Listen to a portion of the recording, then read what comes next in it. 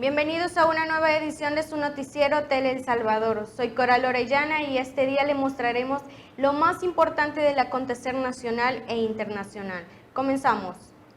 Astran solicita a la Corte Suprema inhabilitar a la candidatura del alcalde de San Salvador, Ernesto Mason.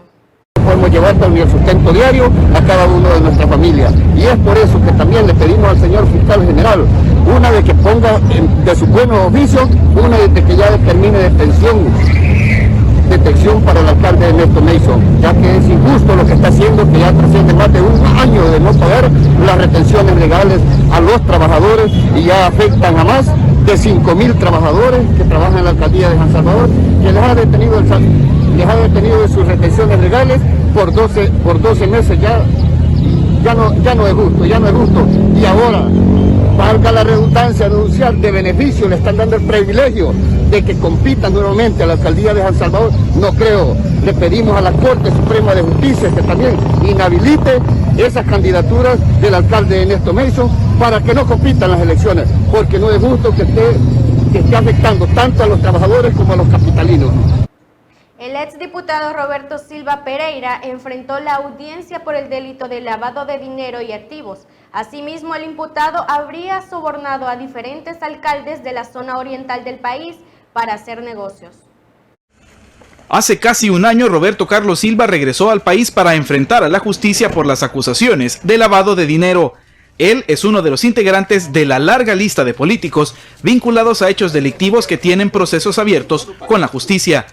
Otro arenero, Elías Hernández, alcalde del municipio de Apopa entre 2012 y 2015, fue condenado a 15 años de prisión por el delito de agrupaciones ilícitas, por su relación con la estructura de la pandilla 18 en este municipio al norte de San Salvador. De acuerdo con la investigación, el edil colaboró con criminales en la entrega de combustible pagado con fondos públicos, plazas dentro de la municipalidad para pandilleros, les brindó líneas telefónicas y ayuda económica, entre otras. El también efemelenista alcalde de Jucuapa en Usulután, José Manuel Turcios, es acusado de entregar dinero y armas a pandilleros a cambio de apoyo en las urnas en las elecciones de 2012. Un exalcalde del FMLN en el municipio de San Ildefonso, en San Vicente, también es acusado por agrupaciones ilícitas, extorsión agravada y denuncia o acusación calumniosa. El edil entre 2012 y 2018 se comunicaba vía teléfono con pandilleros. Salomón Rugamas, Noticiero El Salvador. El Ministerio de Salud realizó una jornada de desinfección de las instalaciones del Centro Nacional de Radioterapia en la colonia Zacamil, en el municipio de Mexicanos. Mi tratamiento pues ha seguido siempre, a pesar de la pandemia, siempre estuve viniendo, ¿verdad? Anteriormente en el hospital. El Centro de Radioterapia del Hospital Zacamil ha mantenido ininterrumpida la atención a sus pacientes. En medio de la pandemia se han intensificado las medidas y constantemente son desinfectadas las instalaciones para evitar complicaciones. Es muy importante, ¿verdad? Ya que esos lugares son muy concurridos por las personas, ¿verdad? Que a cada momento vienen a diario, entonces es bueno, ¿verdad? Así como uno trata de cumplir las medidas, está bien, ¿verdad? Que todo sea higiénico también aquí. La desinfección de esta área fue supervisada por el viceministro de Salud, Carlos Alvarenga, quien reiteró el compromiso del gobierno con la salud de todos los salvadoreños. Son pacientes inmunocomprometidos, con riesgos también de infección, y precisamente este tipo de medidas nos ayudan a evitar ese tipo de contagios. El tratamiento de ellos tiene que continuar independientemente de la pandemia y por eso tenemos que salvaguardar la vida de ellos. Este tipo de jornadas también se llevan a cabo en los demás hospitales y unidades de salud a nivel nacional. Isabel Ramos, Noticiero El Salvador. El MinSal junto al equipo interdisciplinario de contención epidemiológica se han trasladado al municipio de Huayúa para realizar pruebas de COVID-19. Este día se ha venido con el tamizaje COVID, el tamizaje comunitario, donde en el municipio de Huayúa se van a tomar 300 pruebas COVID a las personas que así lo desean, ¿verdad? Es una actividad abierta, es una actividad en la cual es gratuita también y es parte de la estrategia presidencial para la detección temprana de casos COVID. Prácticamente se han dado alrededor de 150 cupos de los 200 que están establecidos aquí en el parque de Huayúa. Igual en el parque de La Majada está bastante fluida la atención. El diputado de Arena por el departamento de San Salvador, José Andrés, presentó una pieza de correspondencia para reformar la Constitución en el sentido de reconocer como interés social a la Iglesia Cristiana Evangélica de El Salvador. Sí, nos referimos precisamente a que en este momento las iglesias cristianas evangélicas no son vistas como de interés social y, por ejemplo, se ven con un montón de obstáculos a la hora que éstas necesitan, por ejemplo, realizar algún trámite para importar algo que va a beneficiar a nuestra sociedad. Lejos de encontrar una mano amiga, lo que encuentran es un montón de obstáculos. Entonces queremos precisamente que en el futuro realizar esta ley que va a beneficiar y que ya la iglesia no va a ser vista únicamente como un negocio, como una empresa, sino que tenga su personalidad jurídica, ¿verdad? De tal manera que pueda también pues contribuir, ¿verdad?, con el desarrollo de El Salvador de una manera transparente y de una manera justa sobre todo. Y en este momento no está siendo de esa manera. Hay muchos lugares como, por ejemplo, tienen problemas muchas iglesias con el tema de las tasas municipales. Hemos visto municipios donde de una manera injusta han habido alcaldes que han ido a acordonar algunas iglesias cuando éstas hacen una gran labor en esos lugares, llevando más ayuda social probablemente que incluso al gobierno municipal de ese municipio. Entonces ya no podemos seguir viendo a la iglesia de esa manera. Las iglesias quieren hacer las cosas de manera correcta, de manera transparente, contribuir, por supuesto, ¿verdad?, con el pago de lo que ellos tengan que pagar, pero que sea de una manera, reitero, justa y transparente. Y por eso estamos pidiendo precisamente. Un tribunal supremo español confirmó la condena de 133 años y 4 meses de prisión al ex coronel y ex viceministro de Seguridad Pública de El Salvador, Inocente Montano, por su participación en los asesinatos de 5 sacerdotes jesuitas españoles en la Universidad Centroamericana José Simeón Cañas, UCA, en el año de 1989. La Sala de lo Penal del Supremo revalidó la resolución de la Audiencia Nacional Española al desestimar el recurso presentado por la defensa del ex coronel que se mantiene en arresto desde el año 2017, luego que fue extraditado desde Estados Unidos.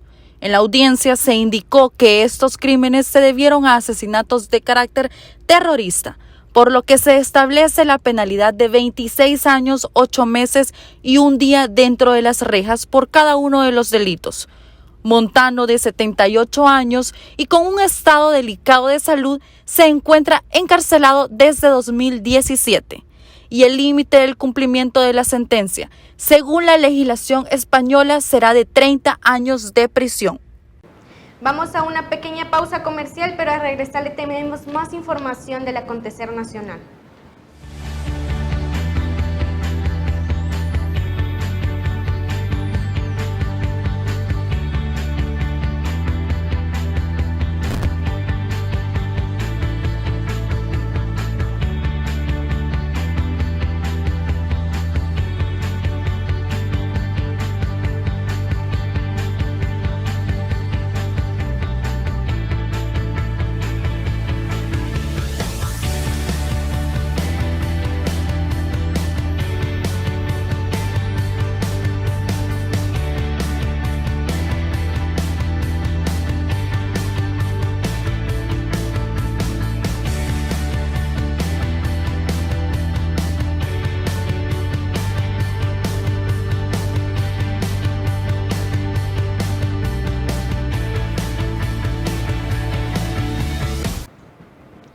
Y en cuanto a la información del clima... Ah, no, me faltó, espérame. Poner pausa. No, tenía que entrar allá. Gracias por seguir con nosotros. Y en cuanto a la información del clima, el Ministerio de Medio Ambiente y Recursos Naturales pronosticó para este día vientos acelerados que disminuirán en la tarde y noche de este miércoles. A continuación presentamos el pronóstico del tiempo para este miércoles 3 de febrero. Como podemos apreciar en esta imagen de satélite, tenemos una dorsal subtropical desplazando aire fresco sobre toda la zona del Caribe, lo que mantiene las condiciones estables en casi toda Centroamérica con un ambiente bastante despejado y algún poco de nubosidad solamente en las zonas de montaña. Al sur vemos la zona de convergencia intertropical que no tendrá ninguna influencia sobre el tiempo atmosférico. Para nosotros todavía el día de ahora estaremos percibiendo vientos del norte y del noroeste un poco acelerados durante la mañana, pero lo más importante es el acercamiento de una masa de aire fresca, que es la que mantuvo las temperaturas disminuidas durante esta mañana.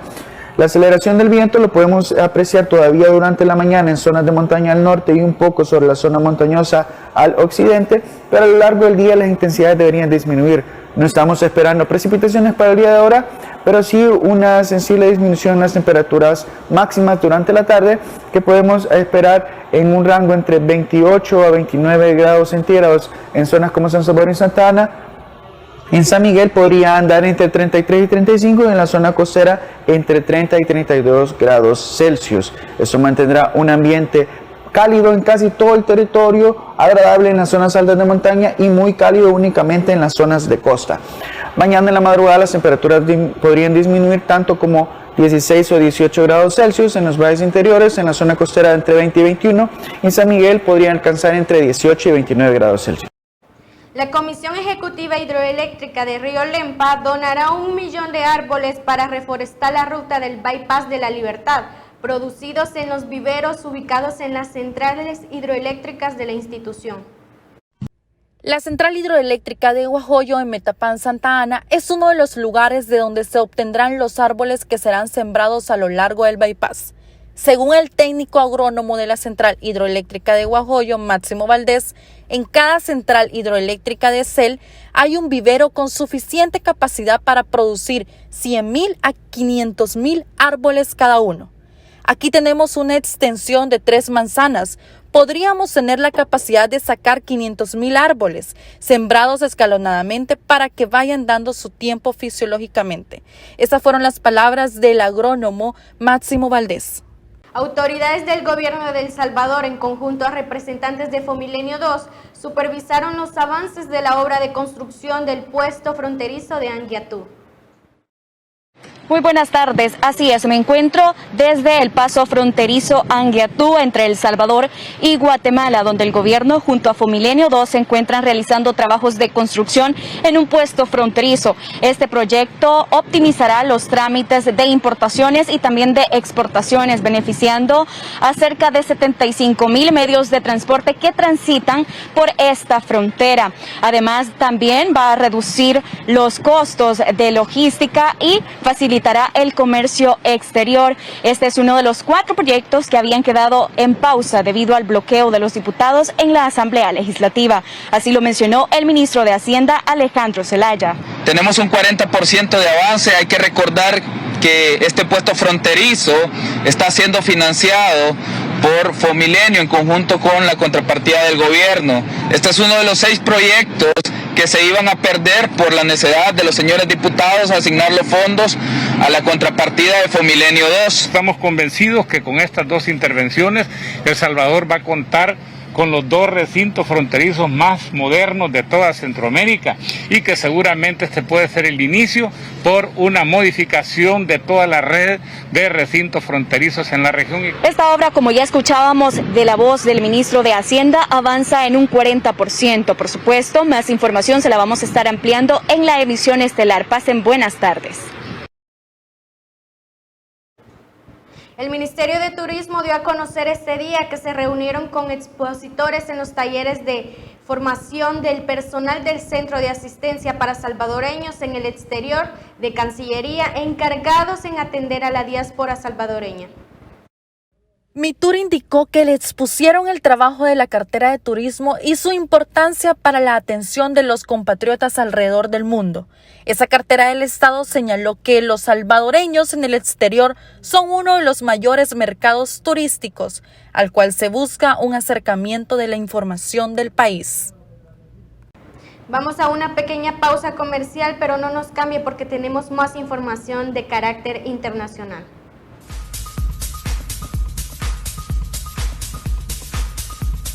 Hola, soy Mapra y los invito a que se queden con la mejor música de El Salvador. Este clima Desde que nací hasta que muera, yo soy de aquí.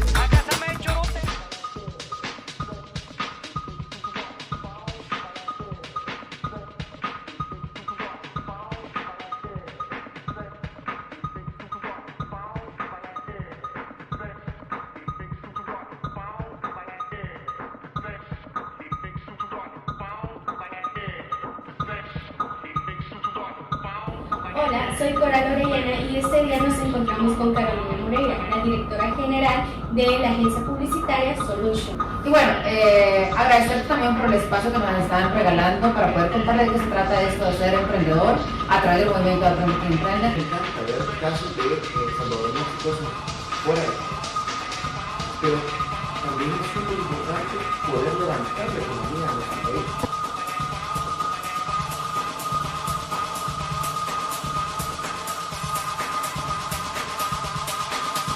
Pero los 199 años de independencia patria, pese a la situación de la pandemia por COVID-19. No somos independientes de los grupos de poder que han gobernado nuestro país desde siempre.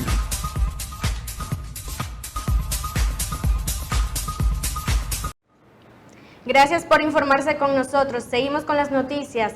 El presidente de Estados Unidos, Joe Biden, prometió el martes deshacer la vergüenza heredada de su antecesor, Donald Trump, la separación de familias migrantes en la frontera de México, la gran mayoría centroamericanas, y por la cual cientos de niños siguen apartados de sus padres. Revertir las consecuencias de la política de tolerancia cero heredada de Donald Trump. Ese es el objetivo del presidente de Estados Unidos, Joe Biden, que el martes firmó un decreto que crea un grupo de trabajo para ubicar a los menores migrantes que fueron separados de sus familias en la frontera con México entre 2017 y 2018. Vamos a trabajar para deshacer la vergüenza moral y nacional de la administración anterior, que literalmente, no figurativamente, arrancó a los niños de los brazos de sus familias, de sus madres y padres en la frontera, sin ningún plan en absoluto para reunir a los niños que todavía están bajo custodia con sus padres. Biden rubricó además órdenes ejecutivas para abordar las causas fundamentales de la migración y la política de asilo, y para agilizar el sistema de inmigración legal. Las tres iniciativas se suman a otras selladas en su primer día en el cargo, con las que busca revertir el enfoque anti-inmigración de la visión de Estados Unidos primero de Trump. No estoy haciendo una nueva legislación, estoy eliminando malas políticas. Junto al mandatario en la oficina oval estaba Alejandro Mayorkas, quien acababa de convertirse en el primer latino inmigrante en encabezar el Departamento de Seguridad Interior, encargado de supervisar la política migratoria y fronteriza del país. Mayorkas, nacido en La Habana hace 61 años y llegado de muy pequeño a Estados Unidos junto a sus padres refugiados, fue confirmado el martes por una escasa mayoría de senadores. Sobre él recaerá la implementación de las directivas de Biden. Los expertos de la Organización Mundial de la Salud llegaron este miércoles por la mañana al Instituto de Virología de Wuhan como parte de su investigación sobre el origen del coronavirus en esta ciudad china. La misión de la Organización Mundial de la Salud en China comenzó el miércoles una visita al Instituto de Virología de Wuhan como parte de su investigación sobre el origen del coronavirus en esa ciudad. El instituto cuenta con varios laboratorios de alta seguridad donde los investigadores trabajan con el virus.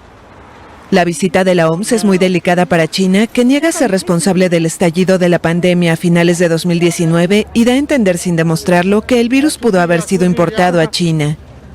El expresidente estadounidense Donald Trump acusó al instituto de dejar salir el virus que causó el COVID-19 provocando la pandemia. Pekín insiste en cambio en su éxito en contener los contagios y en su producción de vacunas exportadas a varios países.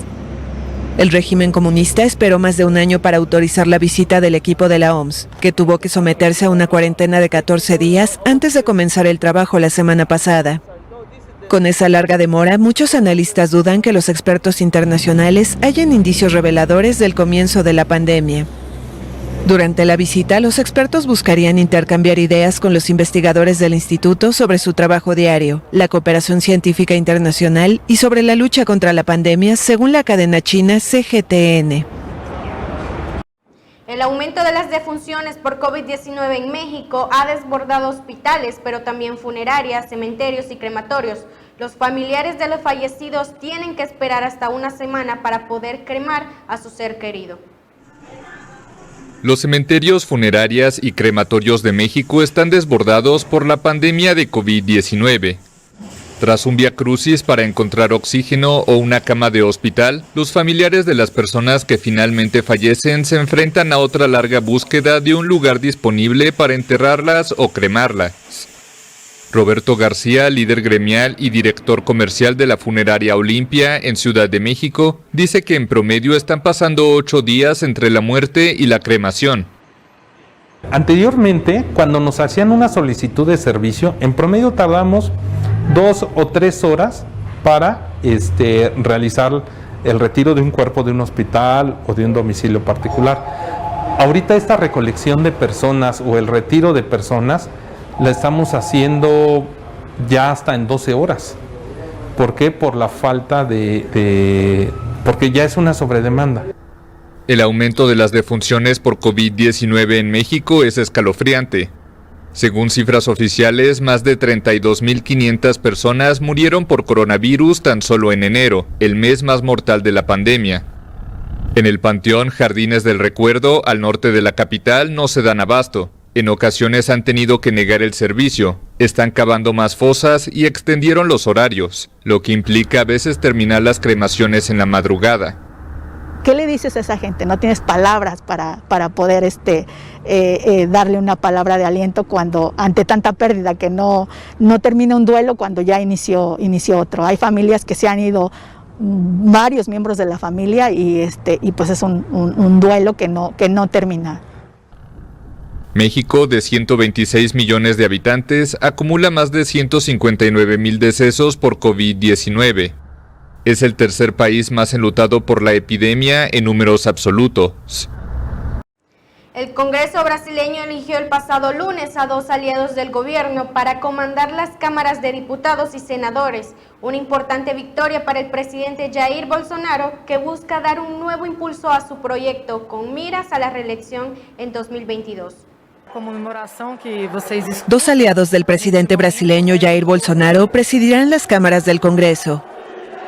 La Cámara de Diputados eligió el lunes a Arthur Lira como su presidente en primera vuelta por 302 votos entre 513 miembros. Lira prometió neutralidad y pidió un minuto de silencio en homenaje a las víctimas del COVID-19. La elección presencial y secreta se desarrolló en un plenario atestado de legisladores, que a pesar de usar mascarilla no parecían preocupados con mantener una distancia segura para evitar la transmisión del coronavirus. En tanto, Rodrigo Pacheco fue elegido como líder del Senado por 57 apoyos de 81 posibles. El resultado supone una ventaja para Bolsonaro, quien no está afiliado a ningún partido y busca dar un nuevo impulso a su proyecto con miras a la reelección en 2022. En Brasil, los presidentes de la Cámara de Diputados y del Senado, que se renuevan cada 2 años, determinan la agenda de votaciones. El líder de la Cámara Baja decide además si admite los pedidos de juicio político, de los cuales actualmente existen unos 60 en contra de Bolsonaro, 20 de ellos por su caótica gestión de la pandemia que ya ha dejado unos 225,000 muertos en Brasil. Tanto Lira como Pacheco pertenecen al llamado Centrão o el Gran Centro, un grupo de cuño conservador integrado por varios partidos, pero reputado sobre todo por aliarse con quien más les ofrezca cargos u obras públicas para sus circunscripciones. Pero si bien la alianza con el Centrão es clave para Bolsonaro, los analistas advierten que es un apoyo que cuesta caro y podría convertir al gobierno en su rehén, dado el contexto de fragilidad económica y caída de popularidad del mandatario en plena segunda ola de coronavirus. El Consejo de Seguridad de la ONU se reunió en urgencia el pasado martes a puerta cerrada para abordar el golpe de Estado militar en Birmania, pero la cita finalizó sin poder lograr una declaración común para exigir el regreso de los civiles al poder. La crisis tras el golpe de Estado en Birmania llevó al Consejo de Seguridad de la ONU a realizar una reunión de emergencia a puerta cerrada. Sin embargo, la cita del martes, realizada por videoconferencia, finalizó sin que los 15 países miembros lograran una declaración común para exigir el regreso de los civiles al poder. Durante la reunión, los miembros del Consejo asistieron a un informe sobre la situación por parte de la enviada de la ONU para Birmania, la suiza Christine Schraner-Burgener, que no se encuentra en el país y quien urgió a la ONU a enviar de manera colectiva un mensaje claro de apoyo a la democracia en Birmania. La enviada especial también pidió la liberación inmediata de Aung San Suu Kyi, el presidente Win Myint y decenas de líderes políticos, familiares y activistas que han sido detenidos. Reiteró que se trata de un duro golpe para las reformas democráticas en Birmania. Según expresaron algunos diplomáticos bajo anonimato, China y Rusia han pedido más tiempo, mientras que otro aseguró que aún se está discutiendo una declaración. De acuerdo con un borrador recibido por la AFP que no menciona ninguna sanción, el texto expresa la profunda preocupación generada por la situación en Birmania, condena el golpe de Estado militar y exige una liberación inmediata de las personas detenidas ilegalmente en el país. El Consejo también podría exigir el levantamiento del estado de emergencia declarado por un año. Las organizaciones Amnistía Internacional y Human Rights Watch pidieron el martes que el Consejo de Seguridad adopte una posición firme. El Ministerio de Salud israelí anunció hoy que a partir de este jueves todos los mayores de 18 años podrán recibir la vacuna contra el COVID-19, hasta ahora administrada a mayores de 35 y jóvenes entre 16 y 18 años, tras registrarse una reducción en la concurrencia a los centros de vacunación. El Ministerio de Sanidad israelí anuncia que a partir de este jueves todos los mayores de 18 años podrán recibir la vacuna contra el coronavirus. Hasta ahora solo se administraba a mayores de 35 y jóvenes de entre 16 y 18. Esta decisión llega a menos de 2 meses del plazo de fin de marzo fijado por las autoridades israelíes para tener a toda la población adulta inoculada, algo que parecía alcanzable pero que se habría dificultado ante la falta de voluntad de algunos sectores de acudir a vacunarse. Con una población de unos 9 millones de personas, Israel ha vacunado ya a 3 millones con la primera dosis, mientras que casi 2 millones han recibido también la segunda, manteniendo así al país como líder mundial en porcentaje de población inoculada.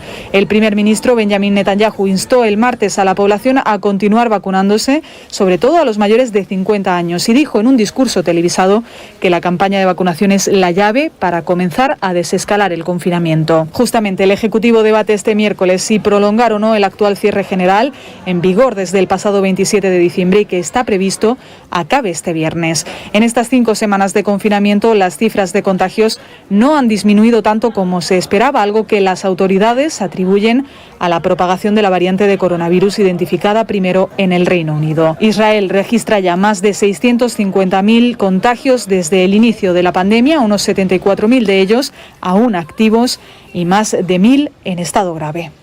Vamos a una pausa comercial, pero al regresar le tenemos la información de los deportes y el espectáculo. No nos cambie.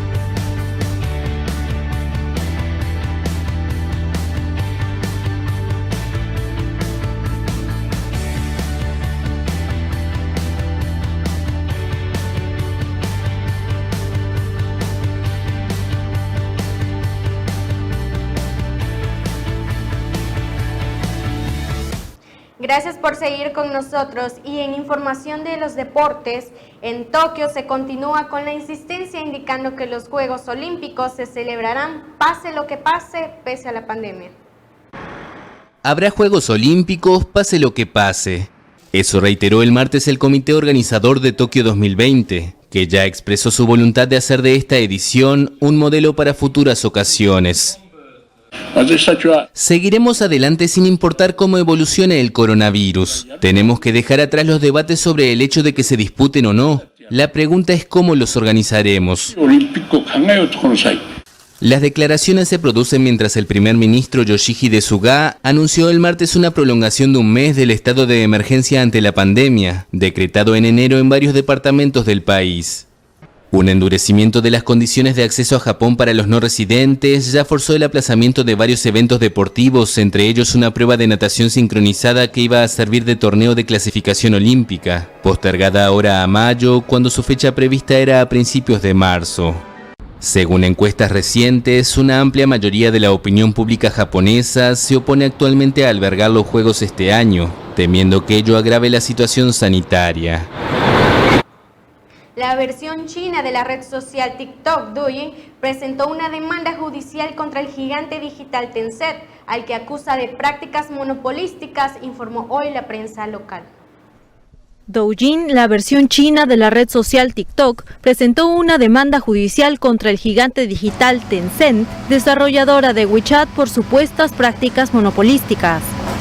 De acuerdo con la información de prensa local, la plataforma de videos cortos, propiedad de ByteDance, afirma que Tencent impide a los usuarios de sus redes sociales como WeChat que compartan contenido de Douyin. Según la compañía, esto supone que Tencent está abusando de su posición dominante en el mercado y que está excluyendo a la competencia, supuestos regulados por la ley antimonopolio del país asiático. En su demanda ante el Tribunal de Propiedad Intelectual de Pekín, Douyin reclama que Tencent abandone estas prácticas y que le indemnice por un equivalente a 13,9 millones de dólares. Por su parte, Tencent anunció que responderá con otra demanda contra ByteDance al considerar que la denunciante está planteando la cuestión de forma maliciosa. Así, Pekín parece haber puesto fin a su idilio con las grandes compañías digitales y apuesta ahora por regular y controlar un sector que creció mucho en los últimos años debido precisamente a la laxitud con la que se aplicaban las normativas. El gigante del comercio electrónico Amazon anunció el pasado martes que su fundador y consejero delegado, Jeff Bezos, abandonará el tercer trimestre de este año su último cargo y le sustituirá el jefe de servicios de computación en nube Amazon Web Services, Andy Jassy. Jeff Bezos, fundador y consejero delegado, abandonará en el tercer trimestre de 2021 este último cargo, según anunció el gigante del comercio electrónico Amazon. Mientras que el jefe del servicio de computación en nube Amazon Web Services, Andy Jassy, le sustituirá en el cargo, Bezos, el hombre más rico del mundo según la lista Forbes, pasará a ejercer de presidente ejecutivo de la compañía. Jassy, que entró a trabajar en Amazon en 1997, solo 3 años después de la fundación de la empresa, dirige desde su creación el segmento de negocio que en los últimos tiempos ha resultado más rentable para la compañía, el de la computación en nube, donde AWS es el líder destacado del sector. La firma de Seattle hizo coincidir el anuncio del cambio de consejero delegado con la presentación de resultados correspondientes al conjunto de su año fiscal 2020, en que obtuvo unas ganancias netas de 21.331 millones de dólares, casi el doble de los 11.588 millones logrados en 2019, gracias al gran impulso de las compras por Internet a consecuencia de la pandemia de COVID-19. Y en la nota curiosa, la empresa francesa CAPMAT ya tiene permiso de las autoridades médicas de la Unión Europea para vender sus corazones artificiales que permitirán sobrevivir a las personas que esperan un trasplante de ese órgano.